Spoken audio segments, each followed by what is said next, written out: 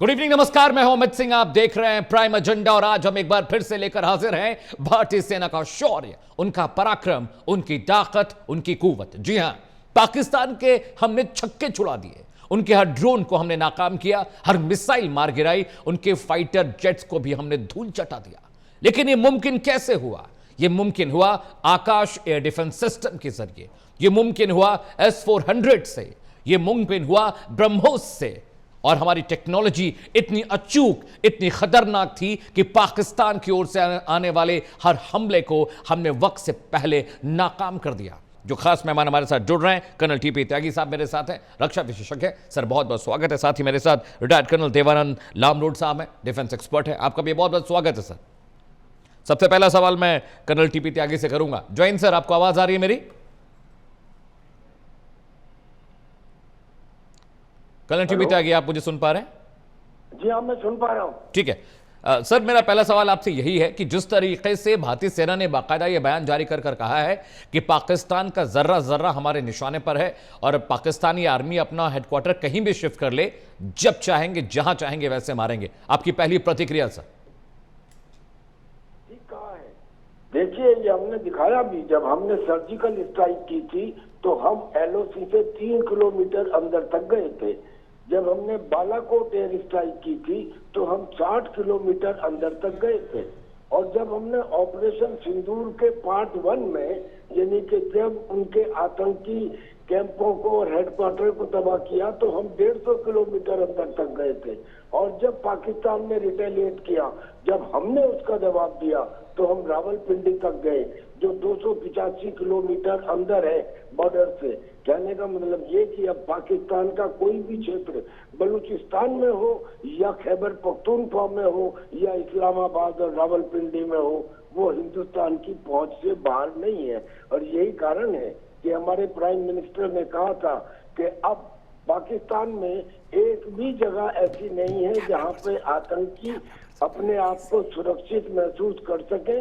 और उन्होंने साथ में ये और कह दिया कि आतंकियों में और वहां के एस्टेब्लिशमेंट, यानी कि सरकार और सेना में अब हम फर्क नहीं करेंगे, क्योंकि ये एक दूसरे के साथ में हैंड इन ग्लोव है। और इनके जो पाकिस्तान के ऑफिसर्स हैं, वो आतंकियों को जनाजे को कंधा देते हैं, उनको शहीद कहते हैं, उनको 14 करोड़ रुपए देते हैं। लिहाजा अब इनमें फर्क नहीं होगा। तो ये बिल्कुल सही कहा कि हिंदुस्तान की बीच में पाकिस्तान का हर कोना है। और अभी तो हमने अपनी बहुत सारी मिसाइलों का, हमारे पास करीब करीब 2 दर्जन से ज्यादा मिसाइल थे, अलग अलग, एक से एक बड़ी कैपेसिटी की। अभी तो अग्नि 5 मिसाइल का जिक्र ही नहीं हुआ। अग्नि 5 मिसाइल जो 5000 किलोमीटर तक मार कर सकती है, इंटरकॉन्टिनेंटल बैलिस्टिक मिसाइल है। और खास बात ये कि उसमें MIRV टेक्निक है। MIRV का मतलब होता है multiple independently targetable return vehicle, यानी एक मिसाइल से आप 10 टारगेट को, उसमें 10 वारहेड होते हैं और वो 10 का टारगेट को तबाह कर सकती है। यानी पाकिस्तान के 10 शहरों पर एक ही मिसाइल से हमला किया जा सकता है। तो कमाल का ये जो ऑपरेशन बिल्कुल त्यागी सर, जिस तरह का इंटेलिजेंस हमारे पास आर्म्स एम्युनिशन आर्सेनल है, अभी शायद हमने पूरा इस्तेमाल भी नहीं किया। आप बिल्कुल सही कह रहे हो। और सेना के जो PRO का एक बयान भी आया था कि अभी तक हमने सिर्फ 10% हथियार अपने इस्तेमाल किए। आप साथ रहिएगा सर, मैं अभी कर्नल देवानंद साहब के पास जा रहा हूँ। कर्नल देवानंद, एक बहुत अहम सवाल ये भी था कि आज आपने अगर हमारी रिपोर्ट सुनी हो तो उसमें हमने जिन मिसाइल्स का नाम लिया, चाहे ब्रह्मोस रही हो, चाहे सोल्जर पे रख के जो हम अपने शोल्डर पे एम करके हम मारते हैं दुश्मन के जहाज़ को, चाहे हम ब्रह्मोस की बात करें, चाहे हम बाकी और मिसाइलों की बात करें, आकाश की बात करें, और अग्नि का जिक्र जैसे त्यागी साहब कर भी रहे थे, हमें लगता है कि हमारी जो इंडिजिनस कैपेबिलिटीज़ हैं अब वो अमेरिका, रशिया के मुकाबले बहुत सुपीरियर नहीं है, लेकिन हम इस काबिल तो हो ही गए हैं कि पाकिस्तान जैसे दुश्मन को जब चाहें धूल चटा दें। सर, मैं सबसे पहले आपको बताना चाहूंगा कि जो अभी कर्नल त्यागी साहब ने जो तथ्य बताए हैं, पूरे जो आपके सवाल के जवाब में बहुत वो हमारे सबके लिए ज्ञानवर्धक है। त्यागी सर, आपका धन्यवाद। और उसके बाद जो आपने सवाल पूछा कि टेक्नोलॉजी भारत और दूसरे देशों के संदर्भ में हमारी इतनी कम भी नहीं है, और उनसे मैं ये कहूंगा कि आज भारत की टेक्नोलॉजी दुनिया में शीर्ष स्तर की है। भारत की एक खूबी है कि भारत ढिंडोरा नहीं पीटता है, बाजार में नहीं जाता है और अपने मुंह मियां मिट्ठू नहीं बोलता है। देखिए, टेक्नोलॉजी देश की वही होती है जब दुश्मन को खदेड़ने में, दुश्मन को बर्बाद करने में आपके स्वनिर्मित हथियार, स्वनिर्मित संसाधन अगर दुश्मन को धूल चटा के, तो मैं मानता हूँ सबसे बड़ी वो टेक्नोलॉजी है। क्योंकि हमें दुनिया में हमें क्या लेना देना, हमारे दुश्मनों से मुकाबला करना है। और मैं मानता हूँ जिस टेक्नोलॉजी का हमने प्रदर्शन किया है अभी हाल ही ऑपरेशन सिंदूर के दौरान, हमारी भारतीय सेना ने जिस प्रकार से दिखाया है कि दुश्मन का एक भी ड्रोन, दुश्मन का एक भी हवाई जहाज, दुश्मन का एक भी मिसाइल और दुश्मन का एक भी सैनिक हमारी सीमाओं में नहीं घुस पाया। तो मैं मानता हूँ हमारी टेक्नोलॉजी हमारे देश की रिक्वायरमेंट के हिसाब से बिल्कुल अव्वल है, ऊंचे दर्जे की है। दूसरी बात यह कि दुनिया के मुकाबले में अगर हम देखते हैं, देखिए सुपरसोनिक, हाइपरसोनिक जो मिसाइल्स होती हैं वो भारत के पास काबिलियत आज आ चुकी है, पहली बात। दूसरी बात, भारत के पास तो वो टेक्नोलॉजी भी है जहां तक मिसाइल्स का मामला है जिसमें हमने सैटेलाइट को मारने की काबिलियत दुनिया को दिखा रखी है। और जहां तक एयरक्राफ्ट का ताल्लुक है, देखिए हर प्रकार की जो टेक्नोलॉजी है वो डेवलपिंग प्रोसेस होता है, पर हर देश, भारत उसी टेक्नोलॉजी पे काम कर रहा है। जैसे हमने AI cloud integrated defence system जो बनाया कि भाई दुश्मन की कोई भी प्रकार की गतिविधि जब होती है उसके देश में और हमारी तरफ कुछ हमले की बात हो, उसको हम बिल्कुल डेवलप कर पाए हैं। तो आपको पता है किस प्रकार से हमने सर्वेलेंस सिस्टम हमारा, क्योंकि उन स्पेसिफिक इक्विपमेंट का नाम लेंगे तो मैं मानता हूँ उसकी जरूरत भी नहीं है, पर यह कहना काफी है कि एक भी दुश्मन को हमारे इलाके में नहीं घुसने दिया। और उसके विपरीत जब दुश्मन ने हमारी सीमाओं को लांघने की कोशिश की तो हमारे मिसाइल सिस्टम, हमारे जो एयरक्राफ्ट है, हमारे जो एंटी ड्रोन सिस्टम है, उन्होंने इस तरह तबाही मचाई पाकिस्तान में कि वो मात्र 23 मिनट के अंदर घुटने पे आ गया और उसके 11 एयरफील्ड को हमने बर्बाद कर दिया। और उसके अलावा खबरें तो ये भी है कि 2 से 4 न्यूक्लियर साइट्स को भी नुकसान किया है। और अगर ओपन मार्केट की न्यूज की हम बात माने तो वो ऐसा प्रहार किया उनके एक सिस्टम पे जो प्रधानमंत्री मोदी ने कहा था कि न्यूक्लियर ब्लैकमेल अब नहीं चलेगा, तो पाकिस्तान का मैं मानता हूँ इलाज कर दिया है। देखिए, टेक्नोलॉजी में जिस प्रकार से हमारे भारत में मैं कहूंगा कि पिछले गत वर्षों में, और अगर मैं सही हूँ मैं आत्मविश्वास से बताना चाहूंगा कि पिछले 10 से 15 वर्षों के बीच में जो बदलाव आए देश में, देखिए जो अंतरिक्ष के अंदर हमारा, अगर आपको याद हो कारगिल युद्ध, उस समय हमारे पास सैटेलाइट की GPS लोकेशन लेने के लिए सैटेलाइट भी नहीं थे, हमें दुनिया में किसी ने नहीं दिया। हमें अगर मदद की तो इजराइल ने की थी, वो अलग बात है। और आज के दिन हमारे पास खुद का स्वनिर्मित सैटेलाइट सिस्टम है जहां हम किसी दूसरे देश पे निर्भर नहीं है। तो जहां तक टेक्नोलॉजी की बात है, मैं मानता हूँ चाहिए हथियार हो, चाहिए एयरक्राफ्ट हो, चाहिए वो इलेक्ट्रॉनिक, हम हर फील्ड में आगे बढ़ रहे हैं। ठीक है कर्नल साहब, ठीक है कर्नल साहब, मैं वापस लौट रहा हूं। कर्नल त्यागी, मैं ये समझना चाहता हूं कि आप सेना के बूते तो लड़ाई कर नहीं पा रहे हैं, मर्दों की तरह आप लड़ नहीं पा रहे हैं, तो अब इस तरह की ओछी और छोटी हरकतें कर रहे हैं, हमारे देश की औरतों को बरगलाकर हमारी जासूसी करवा रहे हैं पाकिस्तानी। कर्नल त्यागी, गलती तो हमारी देश की औरतों की है, ये कैसा चरित्र है। देखिए, खुली हवा की संगत बिगाड़ देती है और कबूतरों को खुली छत बिगाड़ देती है। जो जुर्म करते हैं वो इतने बुरे नहीं होते, सजा ना दे के अदालत बिगाड़ देती है। क्या बात है सर, अब अगर आप देखेंगे तो आपने ज्योति के ऊपर जो इल्जाम लगाए हैं वो सेक्शन 3, 4 और 5 भारतीय न्याय संहिता में लगाए हैं। इनमें कितनी सजा है?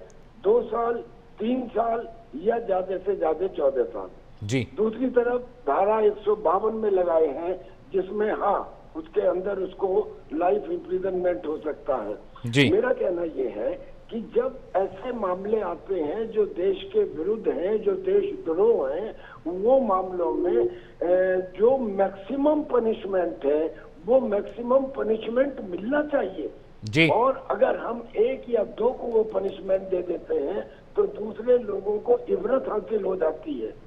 ये लोग जो पैसे के लालच में या इश्क के लालच में या रिकॉग्निशन यानी कि बदनाम भी होंगे तो क्या नाम ना होगा, इस लालच में किसी तरह से ये शिकंजे में फंस जाते हैं।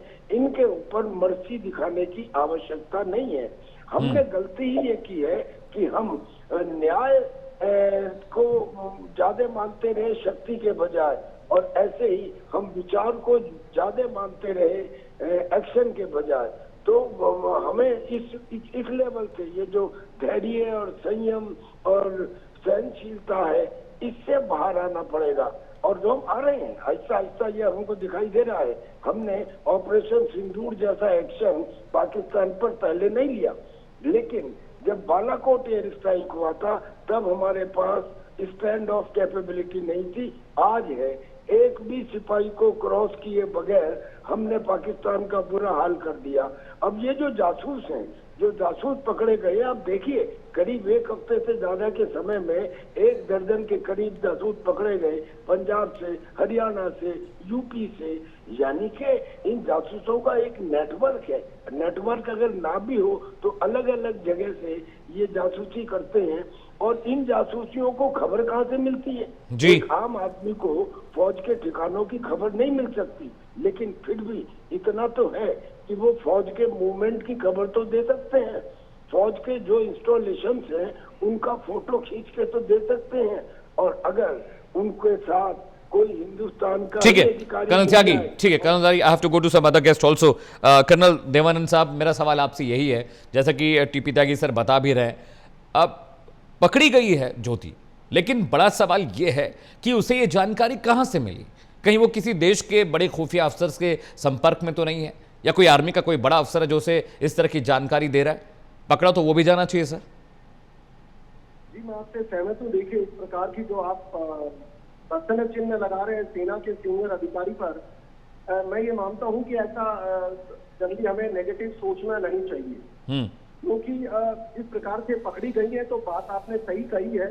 देश का कानून है, देश का कानून कैसा है, गलत है, कर्नल त्यागी साहब जैसे बता रहे थे, इतनी सजा काफी है नहीं है, ये बात का प्रश्न है। पर अभी जो आपने सवाल नहीं कर्नल साहब, मैंने कहा कि खुफिया एजेंसी का भी कोई बड़ा अधिकारी हो सकता है। मैं एक हाइपोथेसिस की बात कर रहा हूं, हाइपोथेटिकल क्वेश्चन है सर। देखिए, कोई भी व्यक्ति हो सकता है कि जासूसी का जो सिस्टम है सदियों से चला आ रहा है जी, और हमारे भी जासूस दूसरे देश में ये देखिए उन लोगों को टारगेट किया जाता है जो वीक होते हैं। बहुत सारे कारण होते हैं, ब्लैकमेल, इसमें हजारों चीजें हैं जी। सवाल ये उठता है कि अकेली ये नहीं हो सकती, इनके साथ जरूर तंत्र होगा। और हमारी सुरक्षा एजेंसी जो इन्वेस्टिगेशन एजेंसीज है वो जांच पड़ताल कर रही है। मैं मानता हूँ किसी को भी छोड़ने वाली नहीं है।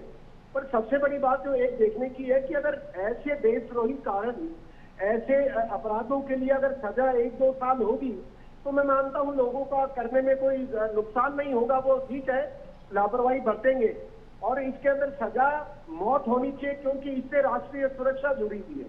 दूसरी बात है, हमारे समाज के अंदर भी हमारे चरित्र निर्माण में जो गिरावट आती है, सामाजिक ताना बाना है, सामाजिक है, हमारे बुजुर्गों का जो जॉइंट फैमिली सिस्टम है, मैं मानता हूँ उसमें अपने बच्चे परिवारजनों को एक दूसरे पे ज्यादा ध्यान देना पड़ेगा। और आजकल जिस प्रकार से सोशल मीडिया का आगमन हुआ है, विभिन्न प्रकार के प्लेटफॉर्म है जहां पर बच्चे या कोई बड़े भी गुमराह हो सकते हैं, और राष्ट्र विरोधी गतिविधि में कोई लगे तो मैं मानता हूँ सबका दायित्व बनता है ऐसे पे नजर रखना।